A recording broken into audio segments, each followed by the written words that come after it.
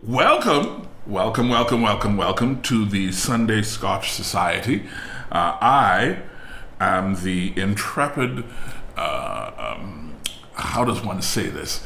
I would say pilot, except I'm also the one that generally wanders off track. So that's not necessarily a good pilot. Quincy Parker is my name. My co-host and I guess true pilot is one Matthew Kelly. I shall introduce myself as the nefarious navigator. The nefarious navigator, yes. And today's Scotch is something I am incredibly excited about because I have never had it. It is the Grand Old Par 18-year-old blended Scotch whiskey. And as a rule, we all know that I'm not a blended Scotch fan per se, but this stuff looks incredible. Before we do all the things that we usually do here on the Sunday Scotch Society, I would like to introduce our guest, our beloved, celebrated, and highly respected and admired guest, someone that I believe one Mr. Kelly finds inspiring. I'm going to use that word. I don't know if it's true, but that's what he said to me. So we'll find out. And we'll find out why. Her name is Tara Woodside. And yes, that is a round of applause that you are hearing from cyberspace and from all the people who know you. Yay! Tara, welcome to the Sunday Scotch Society. Thank you for having me. And I would actually be happy to be the flight attendant for this trip. Okay, never mind. He was pilot, co-pilot. I'm like, can I be a flight attendant at least? Come on. But anyway.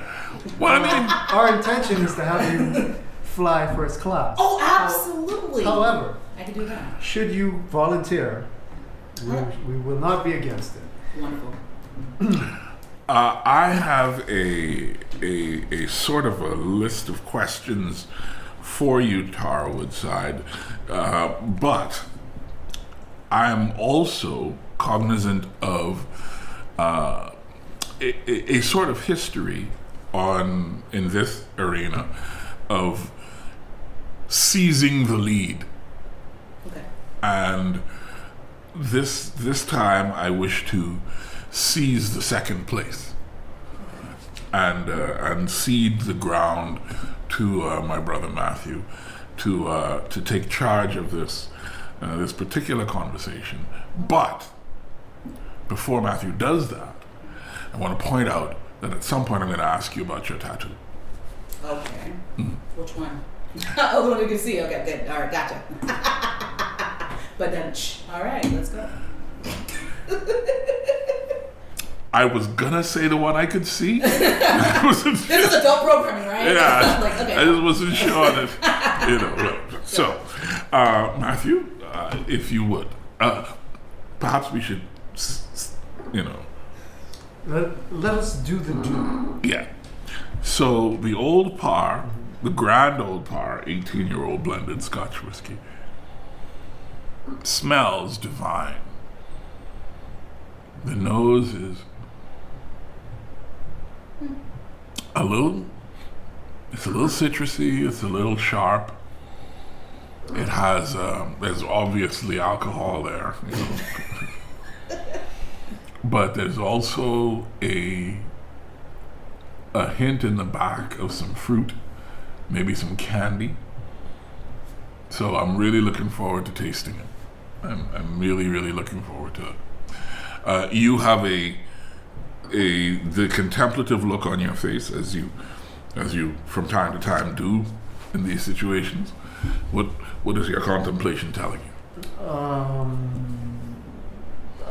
I am simply contemplating the fact that I continue to be a neophyte in whiskey, and The prominent notes are that sort of soft candy toffee, and I'm just searching for the more subtle. I do get a slight hint of the citrus that you talked about, but nothing that I could call out as an individual note.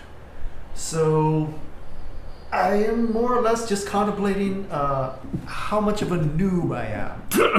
What? Before you continue, sir, I cannot wait to begin recording these podcasts on video so that people can see the mannerisms. We gotta film that. Because Matthew's body language just now was hilarious. I loved it. Tara, did you have an opportunity to take a whiff and form an opinion on the nose Yeah, sure. of the Grand Old Power? Yeah, I did. I sniffed it and it smelled like alcohol. I'm not going to pretend like I even know the difference of any notes of anything in this. I just know vodka, and this isn't it. So it's great. Okay. Mm-hmm. So yeah, it smells like stuff. The note I'm getting from you is one of pure frankness and honesty, and it is one of the things that I absolutely adore about you. Yeah. And by you, ladies and gentlemen, I suspect he's talking about Tara and not me. That is a given. Is he suggesting that I'm not straightforward? Or? You're just not an aspiring beam of light like me. So there we go. Sorry. Go ahead. Shall we sip? We've taken the first sip. You've had a moment to let it sit on your palate. What are your thoughts? It's quite alcohol forward. The finish is kind of odd. It's cloyy without any specific note for me. It's not bad, but it's not so voluptuous as some of the other spirits that you've brought on. I would love this in eggnog, I think. Not to cover it up, but I think that would just add to what it's bringing. Here's some noob thing that I've been noticing, right, is the particular tingle that I'm getting from whiskeys seems to be quite different from any other alcohol. So I just, on the finish, I have on the lips and forward tongue just this prickly, pleasant tingle. I don't know if that's something that other people experience.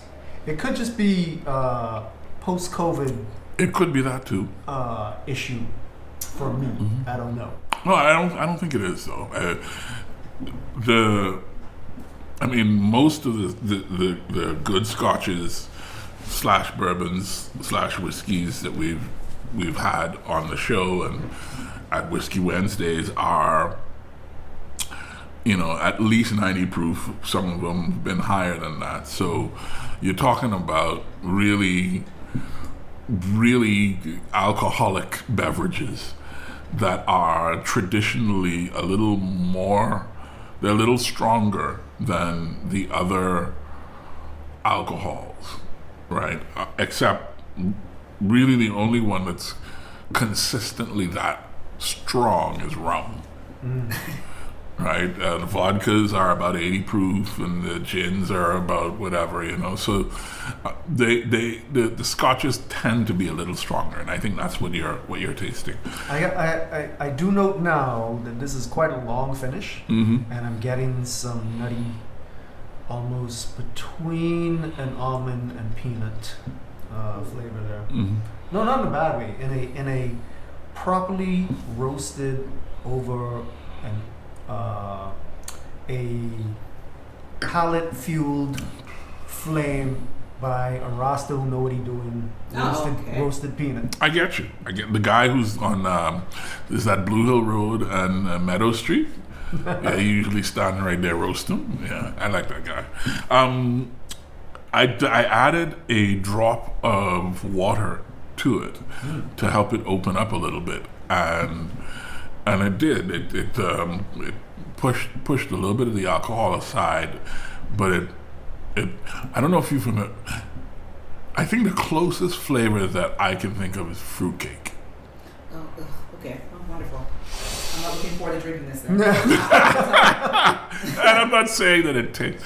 I'm not saying you taste like you drink fruitcake. I'm saying that when you drink it, and the finish is finishing, the lingering flavors have. I could see that, but in the most pleasant experience that I've had off of fruitcake, because that is a thing. I don't necessarily want to call it baked good, because is it? What is that? Yeah. Why is that? Because it's not a fan. No, I'm good in solidarity. Good fruitcake is both of you are wrong. Good fruitcake takes it's okay to 5 hours to make. It's been 5 centuries, but there's only been one fruitcake. I think there's already been developed as well. It's been passed around. This is a conspiracy that I can get behind. No, I disagree. There's only been one fruitcake.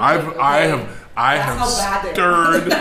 have stirred fruitcake for decades, and they soak. And it's still not finished. They soak year long. They soak in Myers dark rum, and unless you have had Diana Knowles' fruitcake soaked in Myers dark rum, listen, you do not know what you are missing. That's all I will say. As a person who thinks more in terms of probabilities, I am open to some possibility in the future of my mind being changed. However, the probability that I assign to this is extremely low. You know what I mean? Like, I actually want to believe what he's saying right now. I'm like, you know what? I want it to change. I want to be pleasantly surprised. But I also don't want to, like, destroy that picture you have in your mind of that fruitcake by Diana Knowles, is that who it is, right? And then, like, eat it and, like, spit it out in front of you. Did I just ruin it for you? I'm sorry. Yes, I don't want to do that. I want you to understand, I don't care what your reaction is. I love it. Thank you. Right? Yeah. You could vomit and I would not care. Wow. Because the Diana Knowles fruitcake is, number one, it's a once a year thing. And number two, it's a fruitcake. For the sense of fruitcake, not for Diana. I'm pretty sure she's a lovely baker. Yeah. Once you have the Diana Knowles fruitcake once a year, that's good enough for the next 12 months. Oh, it's I beautiful. thought you were going to say years. 12 years. But so, dear listener, there's a high probability, I understand, that you think that Tara and I are wrong.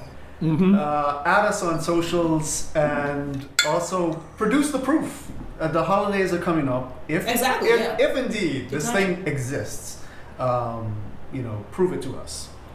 Listen, I'll try it.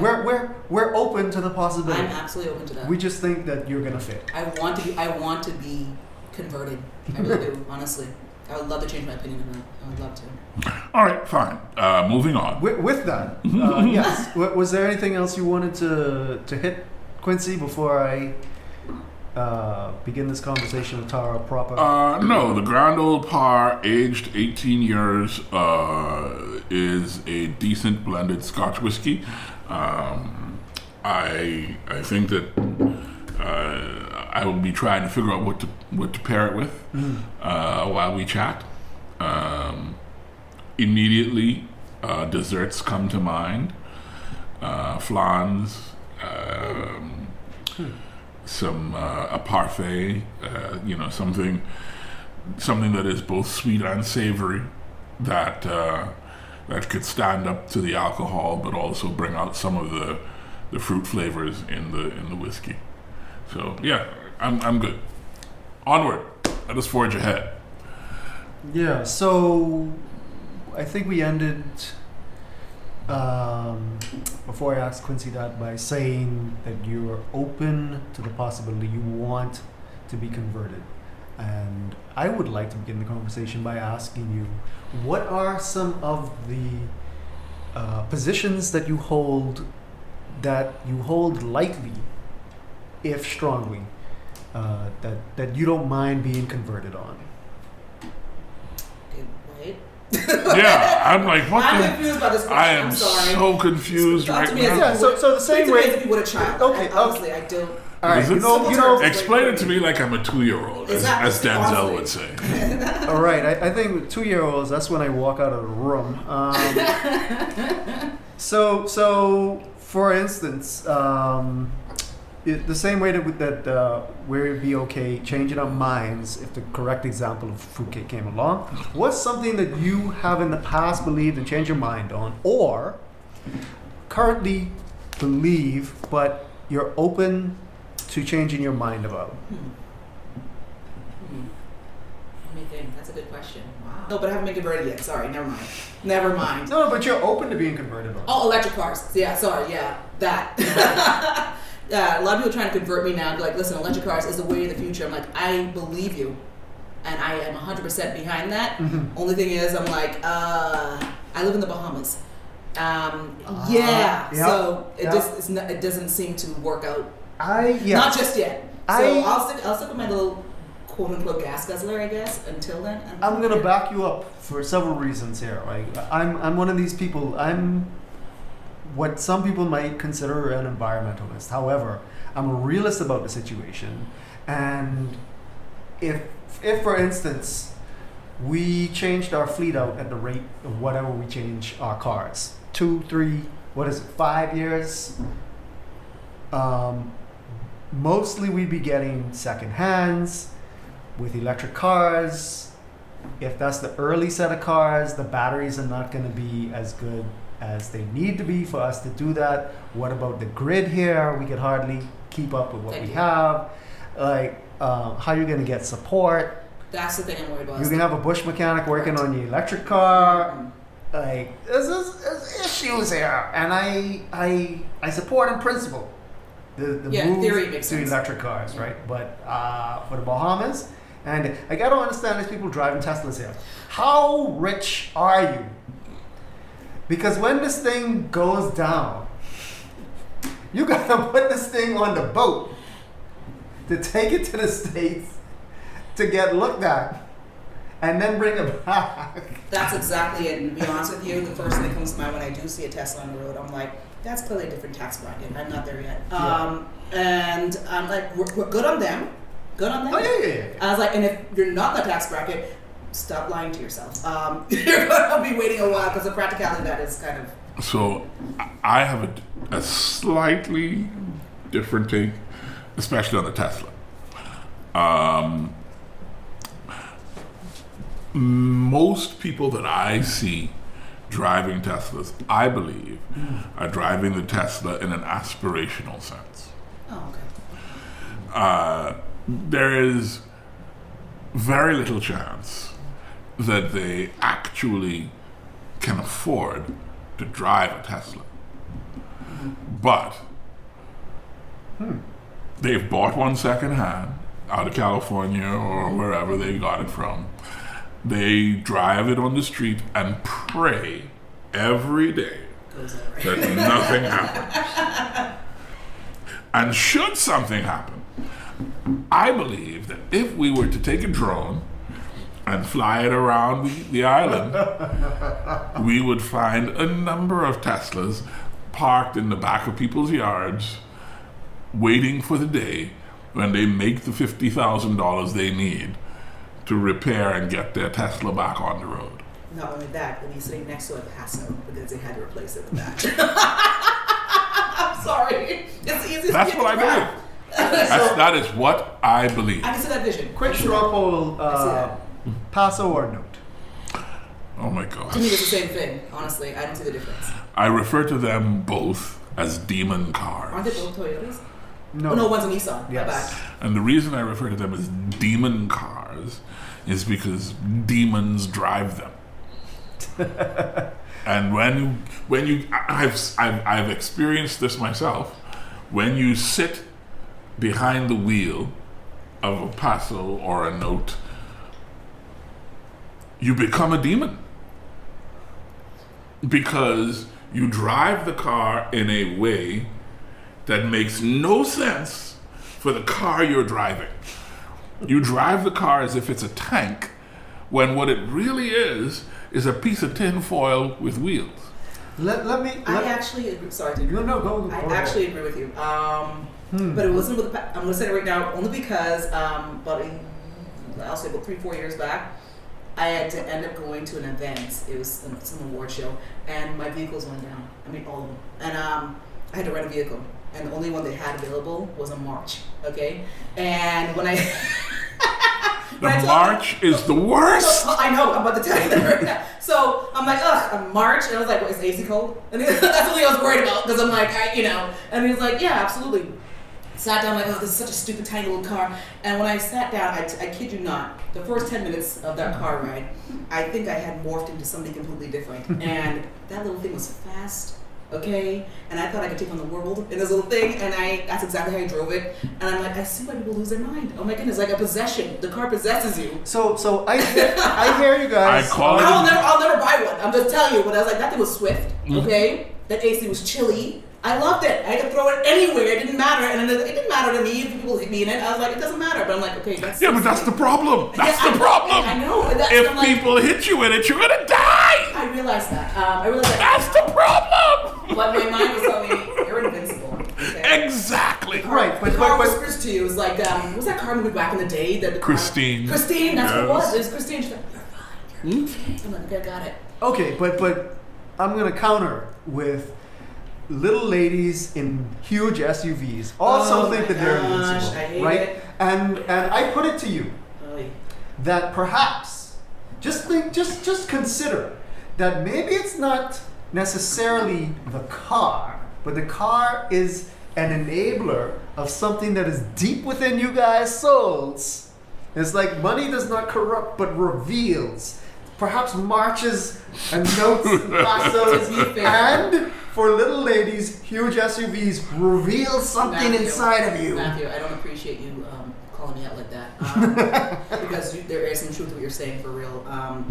It's no secret I like fast cars. So it is what it is. And I'm like, okay, you're right. Okay, I like speed. I just didn't expect that to be that fast. I didn't expect the March to be that fast. And mine just not that. I thought it was fast, but it feels fast. Exactly, it's like 2 pounds, and you just fly off and you're ready. Great. Fast and furious. So I don't know if anybody remembers the Honda CRX when they first came out. I do. The number of guys who flipped those cars and got into accidents because they were so fast, and you couldn't turn any corners at speed.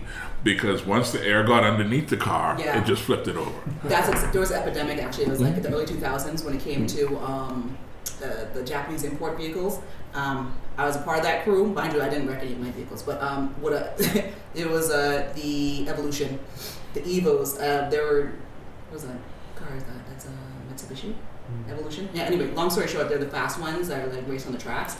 There was this guy who used to sell cars on Soldier Road. I don't want to call them names, but anyway, there's a car lot. He only sold those. And I'm telling you, all those were written off within the first 2 years of him selling them. Everybody sold them too. People just drove like maniacs and just crashed them because it just took air so easily. High turnover. Yeah. Sounds like a great business. He did exceptional. He did exceptional. I might as well tell you right now. Okay. So is there a napkin? So you've revealed that Thank you. you're actually a bit of a fan of cars. Yeah. Is it just the speed, or is there something else? I'll be honest with you. I'm gonna speak only to myself, which is about me, which is this. I like what I like. It doesn't necessarily have to be a fast car because I do like luxury vehicles as well. But personally, fast cars, I do like them a lot. But I'm a big fan of Subarus, Audis, and things like that, and that's just my thing. And BMW. So most of the German engineering is something I'm interested in. Okay. Outside of that, So when I introduced you to Quincy this morning, he actually asked a very interesting question. Which one? About the accent. Yeah. For Pete's Peppers. Okay. A way to get into a little more. For Pete's Peppers. She said for Pete's Peppers. Indeed, and I think that the accent, the answer to this question about where the accent comes from, may reveal a bit about that. About Pete's Peppers? Indeed. Nobody where it came from. Annie Hoozlebees. So, Annie Hoozlebees, yeah, I love it. That's my thing. I know. I make things up so I won't have to swear. You know that's one of the gems that I got from you. Annie Hoozlebees. You can thank Jack Black for that. All right. I thank Jack Black for anything. Right, and Annie Hoozlebees is one of them. So yeah, tell us about. For those about to rock. where your unique Bahamian accent comes from. Oh, I worked on that. So I am Bahamian. I was just raised in the U.S. That's all. Simple as that. Okay. Except, it's a little more complicated than that. Is it so? Because you weren't entirely raised in the U.S., were you? If you were entirely raised in the U.S., you would not be a C.R. Walker Knight. Correct. I graduated high school here. Exactly. My formative years, the ones that actually kind of dictate your style of language and almost your train of thought, is actually between the ages of, I think, maybe, would they say 4 to 10?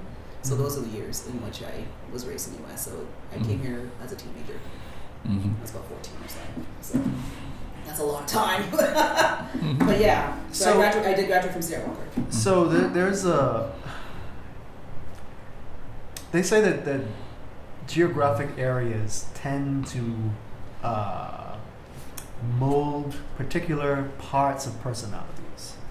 People in Philly are a sort of way in general. People in Nassau are a sort of way in general. Is there a vibe in the Northwest where I have a strong feeling I know where you're going with this. Okay, this guy is hilarious. Okay, I'm asking questions. He's asking questions, but there's like a hidden agenda behind it. I'm letting you know right now what he wants me to tell you. No. I want you to tell what you think the truth is of it, because I previously did not say that. I simply said I heard, and then your friend reacted in a particular way. But I want to know what you feel about the area. Do you think there's a particular vibe? I think it's a nice chill vibe, to be honest with you. I think we're fun-loving, open-minded individuals from the Pacific Northwest. I think so. Would you say that about people from here? Oh, from here? Yeah, I'm interested to know. Is there a contrast? Do you think we're fun-loving and... No, there's a cultural difference, yes, absolutely. No. To be fair... You sidestep the question, right? Which we don't allow here.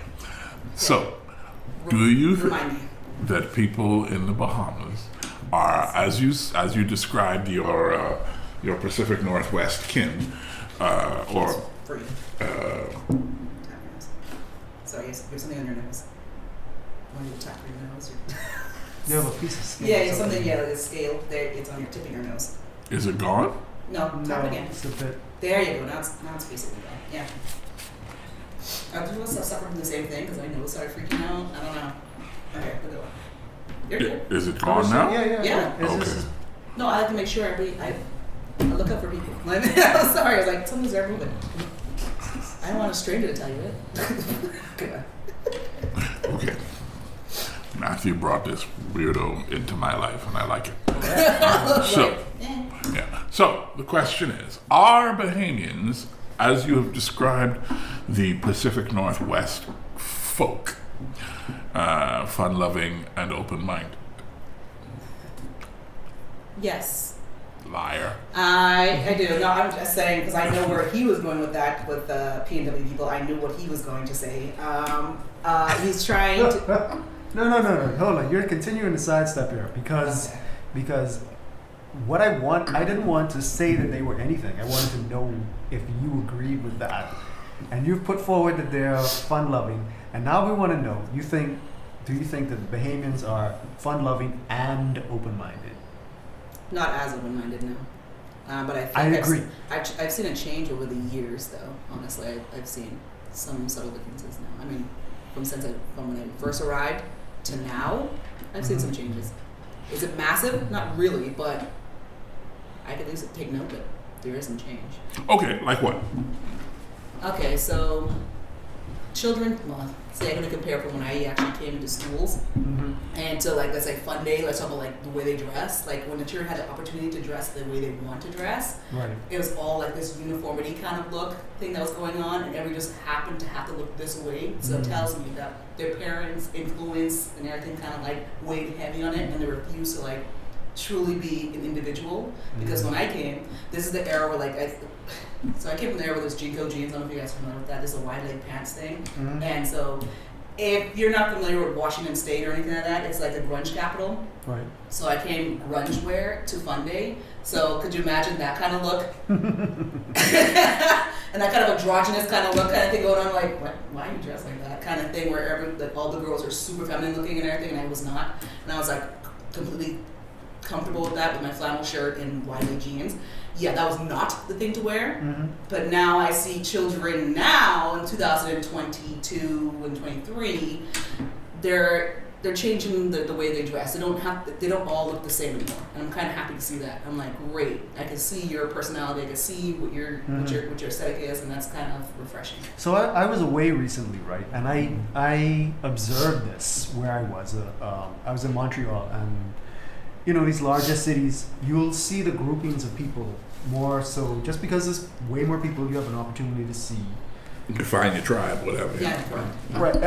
But the question occurred to me, like, how much of this is them exploring or expressing versus, okay, you've seen some glimmer of something you like, and now you sort of channel into that through external forces instead of just continuing to express what you are. Like maybe you started out a little emo, but then you have an affinity for hippie, but you are emo, so you can't really transition to emo. I don't know if that's the case. I just have the question that comes up. I think that's a little. I think that is a little rigid, because I think one of the things that defines that age, that time in life, is trying things on. Mm-hmm. I just wonder, like, how much of that trying on is stunted by trying something on and then getting stuck in it. Not necessarily because you really want to, but because this is, above all else, the period where you transition from relationship with parents to relationship with peers. Yeah. And now you have this peer pressure and you get sort of locked in. Mm-hmm. Which is, it happens all over the world, but I just wonder... I hear you. And I would say, and maybe Tara could weigh in on this, is that there is I think, a natural rate of attrition, right? I think there's people who are going to be individuals, regardless of society, regardless of culture, there's a certain kind of person who's going to be themselves regardless. Right. And those people will always be themselves. And I think that the majority are, just by definition, comfortable being a majority. Being comfortable with whatever the overwhelming aesthetic is. I'll just do that because I don't really feel strongly one way or the other. So since I don't feel strongly, I might as well just do whatever everyone else is doing. When you have, that's why Malcolm Gladwell calls them outliers, right? Because they lie outside of the norm, outside of the group. And that's the reason why I actually made the comparison to like when I was in school and to the kids I see now. And now looking at it, I'm noticing a difference. There is a cultural shift, I think, especially in the Bahamas, that the younger generation is a little bit more open than when I was in that field. I'm telling you right now, it was very strict, it was very limiting, and I feel as though there's been a change. So that's why I was able to say that. I can see that we've evolved slightly. I can see that. You wanted to be an astronaut. Yes, I did. I mean, I still kind of do. But I'm like, there is hope for us, Tara. Yeah, I do realize that. I mean... Just gotta live long enough now. Right? Yeah. Elon Musk has... I was about to say, I was like, well, anything's possible now. Yeah. No, I wanted to be an astronaut. God help us all. And then you wanted to study mortuary science? Yeah, that was my goal. So, from the darkness of space to the darkness of the grave. There was an in-between. There was a fighter jet pilot, so let's not forget that part. On the way down. On the way down, slowly descending into the grave. Let's shoot some bogeys. Yes. Yeah. So, okay. Yeah, I wanted to do that, but I was discouraged as a child by a parent because I was like, yeah, astronaut. I can't do the exact term because I don't know if it's gonna be allowed on this thing. But anyway, This is your world. Say whatever you want to say. oh, his exact words, and this is my father's. It's hilarious. He's like, you sure would be, you don't know if it would be an ass or not? And I'm like, no, what? I always remember that line because I'm like, what? Who says that? And I'm like, and Brutal. exactly, as a child, I'm like, well, that sounds stupid, and it made me feel like my dreams are dumb. So I was like, yeah, let me be more realistic about it. I'm like, well, the people are dying every day, so I'm like, hey, I could capitalize on that. And yeah, I went extremely morbid, like, let's do that. And then I was presented with a different offer for my family, through my brother and my sister in the company. And they're like, want to just do photography and make some money now? I'm like, yeah, let's do that. So it was a weird chain of events. So you did photography for quite a while. Yeah. But you are, in my eyes, I mean, I know you both in capabilities and in actual function to be doing a lot in terms of film in particular.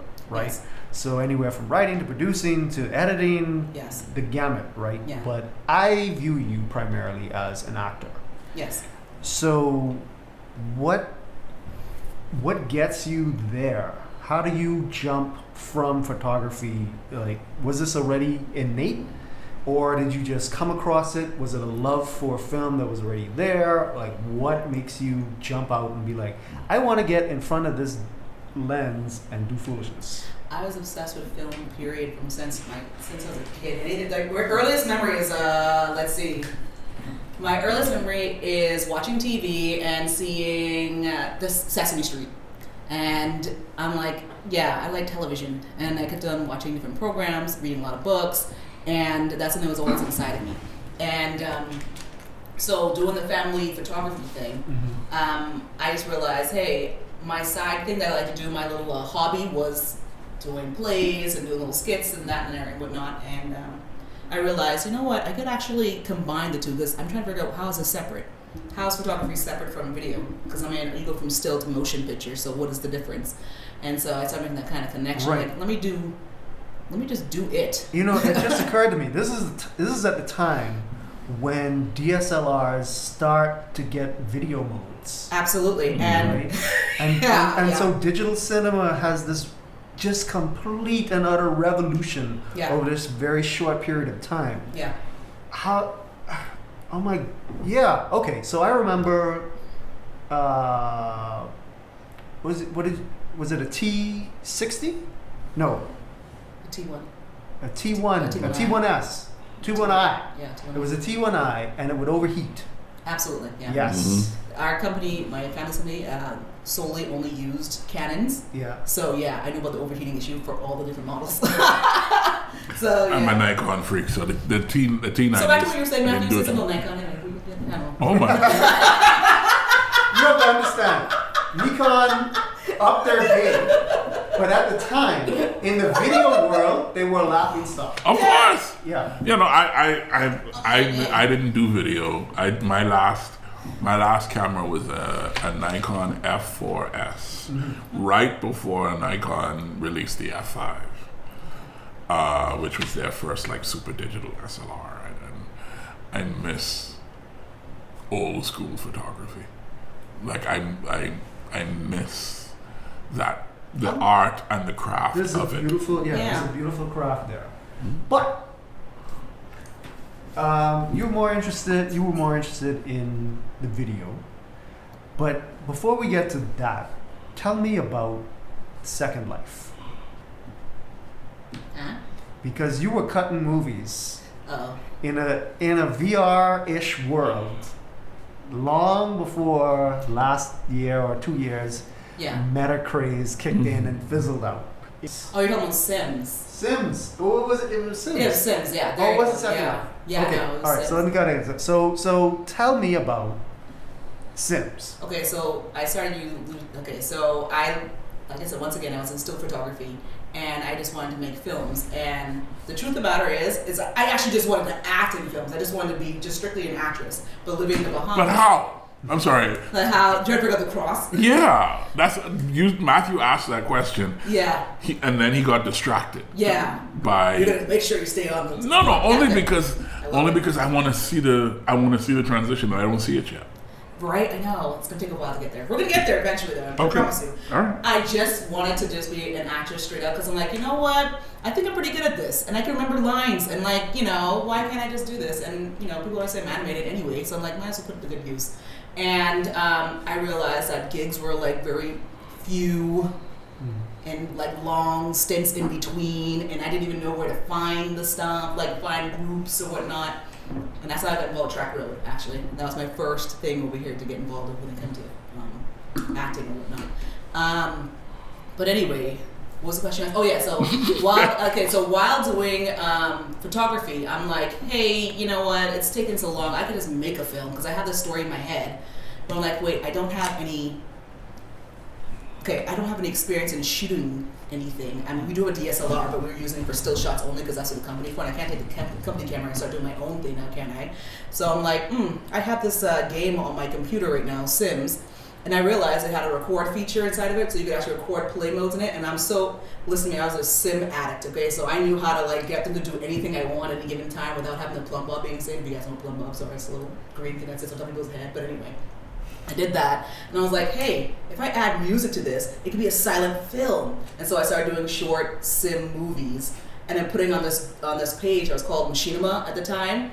And by the way, that page has crashed like from it only lasts like a year, but anyway, because there's so much people adding films to it. So me and my brother were doing those type of sim films, and it just kind of evolved from that to where I was like, can I just use the DSLR that we have now and start making films? Because I'm like, I already have the layout of like what I'm trying to do, and so. Kind of kept on going into further and further madness, and until I actually started doing actual film with people, you know, an actual DP. I don't think the question got answered. Oh, sorry. Yeah, no. Well, what was the question? You said Sims. That's how I started. Sorry, that's how I started doing it. No, my question. You answered his question. Oh, sorry. Yeah, and your question was, sorry to remind me. How the heck did you become an actress? Oh, so yeah. So in between doing like photography. Okay, so here's the thing. This was a pipe dream, this whole acting thing, because once again, I came from the family that was like, astronaut is definitely out of question. Being a mortician was kind of, I don't know, it seems crazy too to them, which I'm like, what did you expect me to do? I don't know what else you want me to do, because that's something I kind of like, you know what I mean? And anyway, I'm like, in between doing that and realizing, hey, the reason why I can't really achieve the dreams I want to is because I didn't have funds, and my family's not super rich or anything like that. I just worked a lot. And while doing that, I'm like, if I'm already working all these hours, I might as well do something I like. Let me just carve out at least 2 to 3 hours out of the day, because it's between 4 hours in a day. Let me do something that I actually really like. And so I split between martial arts and the acting group, which is Track Road Theater, which is a non-profit organization that dealt with acting and theater and all that jazz. And so I did that. And I did that along with, the Spot. And so I started doing improv training and stuff like that. So in between that long hours of working, I actually found 3 to 4 hours a day to do that hobby. Until that hobby started, offering money. And I was like, oh wait, I could actually get paid for what I actually like. So I just kind of like said, let me do less of that photography thing and more of pushing this thing and getting better at that craft and doing that. And that's how I got into acting. Yeah. So you just kind of by the by mentioned martial arts. Yeah, because there's 2 things that made me happy. So, are you a ninja? No, I'm not a ninja. That would be offensive attacks. I'm actually defensive. I'm not going to be attacking people. I do self-defense. So there's a difference. So no, I'm not a ninja. But yeah, I had to even choose between that. I had to choose acting or martial arts, and I ended up choosing acting over doing that more than that. Because if you continue doing that, by the way, I kept on getting, either I was getting really good or really bad, but I was getting a lot of injuries to my face and to my body, and I realized, hey, that's gonna mess up my continuity for one project I was working on. I was like, I got busted in my face. I'm like, this is not gonna work. And so I'm like, what do you love more? I'm like, I love them both, but I'm like, I'll go to acting. And so I just went more into acting, and I was like, if I can do it privately with the martial arts, then yeah, I'll go back into it. And it still hasn't happened yet, so Yeah, my sensei, trust me, he's very disappointed in me at this point. He's like, "You're never coming back, are you?" I'm like, We never. apologize. Just never say never, okay? Mm-hmm. All right. But All yeah. right. So acting grew out of whatever activities were already on your plate. Yeah, it was an escape. How'd you get good at it? I actually teamed myself with people who I thought were better than me. So that's why I got good at it. Once again, I told you, I did not come from a wealthy family, so therefore I had to find cheaper routes, the cheaper go-arounds. I was like, I can't afford schooling for this, so I have to go to these programs that they have going on that are available, which was Track Road Theater, which was a non-profit organization that dealt with theater. And all I had to give in return was my time to give back to other people. So if they're teaching me, then I have to return it. And I'm a big fan of that, like pay it forward. So I'm like, absolutely, you taught me so much, let me pick up what you learned and I'll regurgitate it to other people in a way that I can understand it. Mm-hmm. So this is where I always have to throw down my trusty soapbox and jump up, because what you're essentially telling me is that you cared about the craft, right? And I would often ask aspiring actors, so how many hours out of the week have you dedicated to your craft this week or the last week? And I would get mumbles or confused looks or combination thereof. Yeah. And I don't understand. I understand the pull, because most of the actors, and I understand this is a little controversial, but in this particular case, I'm here to speak the truth to you, people out there.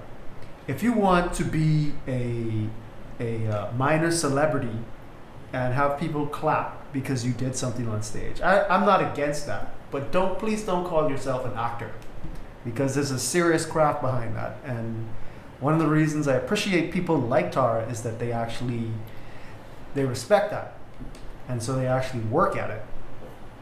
So I'm not sure what my point was, besides calling those people out, I think that's what it was about. perhaps inspiring them to do better, and to publicly thank you for being one of the people who actually care about working on what it is that you do. I think that anyone who works at their craft appreciates that. Well, you can thank my grandmother for that, Okay. to be honest with you, because it comes down to my core training, which is, if you're gonna do anything, you might as well be the best at it. Okay, if you're gonna dedicate this time to it, let's say, like you said, the hours that you put into it. If you're gonna spend 4 hours doing this, and mind you, this is like 4 hours of free time from work. This is only 4 hours I had in a day to do it, and if this is what you're gonna do, you better put everything you have into it each time you go at it, because it doesn't make any sense going at it half-assed. Because what's the point? Because you'd be just a whole failure at that point. So, Quincy, you I'm not sure what to call his face here, but I don't know. I don't know really want to know what's I'm like, behind that. I don't know. But yeah, you thank her for that. That's the reason why. As you stared at my little rant, I was wondering.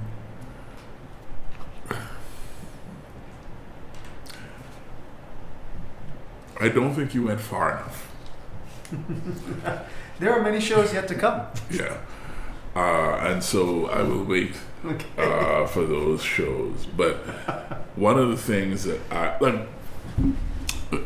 couple of months ago, I had a conversation with my daughter about how I play guitar. I started playing guitar when I was 25. Before that, I had taken lessons from Liz Thornton with my brother Miles when we were kids for a couple of months. And that was, I'm talking about 11, 12, something like that. Maybe not even that old. And that was my experience with the guitar. Then I decided through a series of not unfortunate but very strange events, I ended up as a classical guitar major at Oral Roberts University when I was 25, having never played classical guitar before, and having never played any guitar before except for that year, or less than a year when I was 11. And my audition for the guitar program at ORU consisted of my teacher Joseph Glaude saying, "Mr. Parker, you can go ahead and play some scales to warm up." I'm like, okay, no problem. I don't know how to do that. He's like, "All right, let's play some arpeggios for us then." I'm sorry, what's an arpeggio, please? So he looked down at my papers, which he had, and he looked back at me and said, "Quincy Parker?" "Yes, sir." "Says here you want to major in classical guitar." "Yes, sir." Says, "Quincy, do you play classical guitar?" "No, sir." "Quincy, do you play any guitar at all?" "No, sir." "And you want to major in classical guitar?" "Yes, sir." So he leans back. 30 seconds later, he's still kind of scratching his head, looking at me. And then after about a minute, he says, "Okay." And so that is how I got in to the guitar program at Oral Roberts University. And within 6 months of starting, I was playing professionally as his sideman at his jazz guitar gigs. It turned out that I was talented, which I didn't. Did you know that before you went in there? No, I had no clue. You just wanted to do it. That's what I wanted to do. Okay. But what was more important, and this is the point that's germane to the point Matthew makes, is that I played guitar 8 hours a day from the minute I started until the end of my second year as a guitar. Well, there's some changes that happened in my first year, but and because of that, I improved from not playing at all to playing professionally within 6 months, and going on to when I switched my major from classical guitar to composition, which is what my degree ultimately is. I kept guitar as my primary instrument, and every year I played a guitar jury, and my juries were all aced because my desire for guitar godhood meant that I spent the time in the practice room or keeping my roommate up. Yeah. 3 o'clock in the morning, whatever, right? So I believe that you spend the time, you put in the work, you bust your butt to get better at your craft, if that's what you really want to do. Exactly. I'm trying my hardest not to use the word passion because I think that's been overused and struck out. And and to me, it doesn't have the same thing. It doesn't resonate properly with me to use that word. But that's something that you felt was important to you. It was like instinctual. That listen, guitar is your thing. That is what you're going to do, and that's something you would do for free. You didn't have to be paid for it. That's just something you was going to do regardless of it. And that's how I felt with acting. Yeah, I love it so much, and I respect it so much that I want to know all the little idiosyncrasies of part of it, anything. I just want to know more about it. I've been won over by this term calling instead of passion recently. Yeah. Because a calling intrinsically acknowledges that there will probably be pain. Yeah. This is not going to be just fun all the time for you. And you're going to go through it. Yeah. If I tell you about my fingers. So my daughter, the end of the story is that my daughter Maya wanted to, at one point, learn to play guitar. And I told her directly and bluntly, said, I will teach you, but it's going to hurt, number one. And number two, it's not going to be fun. Because if you want to learn guitar from me, I'm going to actually teach you how to play. If what you want to do is play around on the guitar, then I encourage you to do that. There are 5 guitars in the house. Have a good time. Right. But don't come to me and say you want lessons unless you really want lessons. Because I'm going to give you lessons, which means homework, which means practice time, which means you have to take it seriously.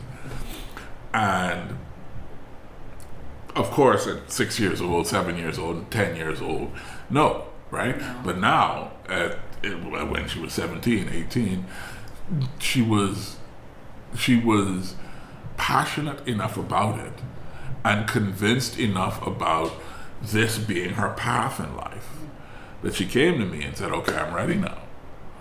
And now she's studying music production and songwriting and performance at Berklee College of Music. And I'm like, what the hell, when did that happen, right? But it's like,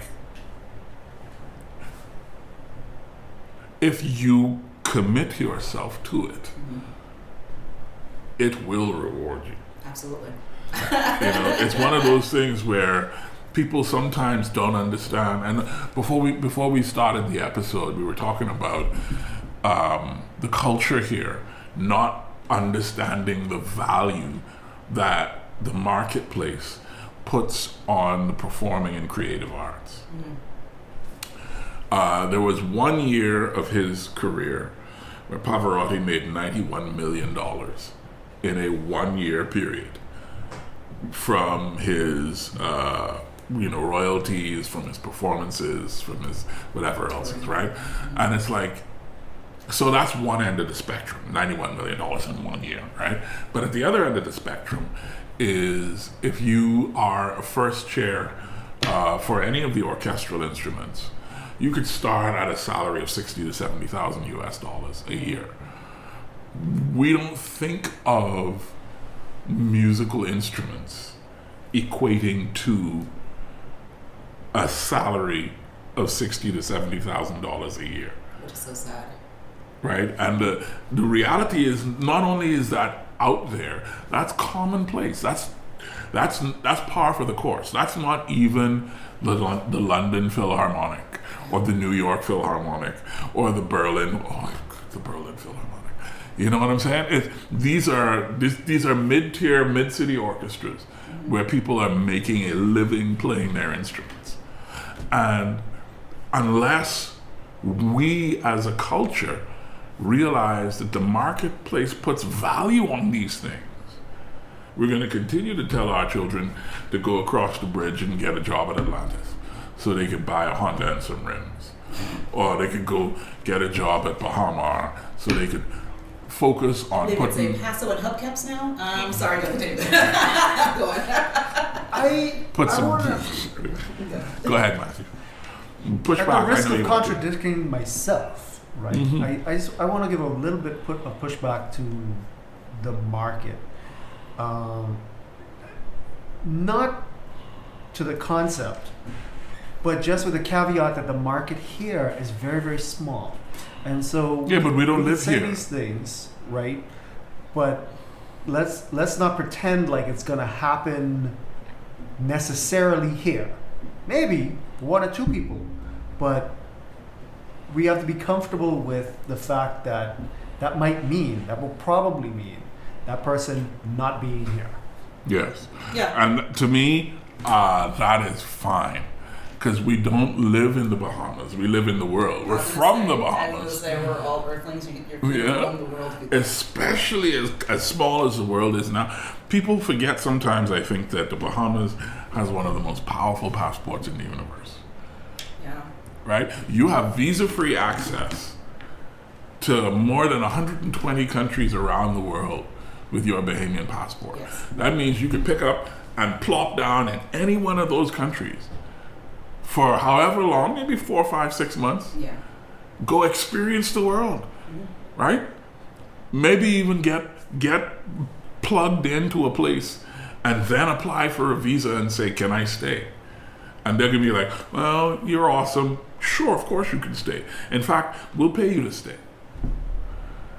Bahamians have to appreciate the amazing, the amount of talent that is just, the old song Watermelon is Spoiling on the Vine, right? The amount of talent that's just floating around, not being used because we don't see that as valuable. So we'll end the show here. Yes. All right, folks. So what we're gonna do is, I think we're gonna call it for the GTR broadcast right here, and then we'll finish the conversation. And you know, you can just download the podcast from the Guardian Talk Radio website to hear the rest of the conversation. Miss Tara Woodside, superstar actor, thank you for your brilliance and your intelligence and your excitement and enthusiasm. We never did get to talk about that tattoo. No, but that's because you have to go. So that's. I kind of want to. It's a fast one if you want to know. I mean, this one right here. Mm-hmm. Inshallah. Inshallah, as God wills it. Absolutely. Yeah, it's one of my favorite phrases. There you go. All right. Thank you, and God bless, and we'll see you next week or next time on the Sunday Scotch Society.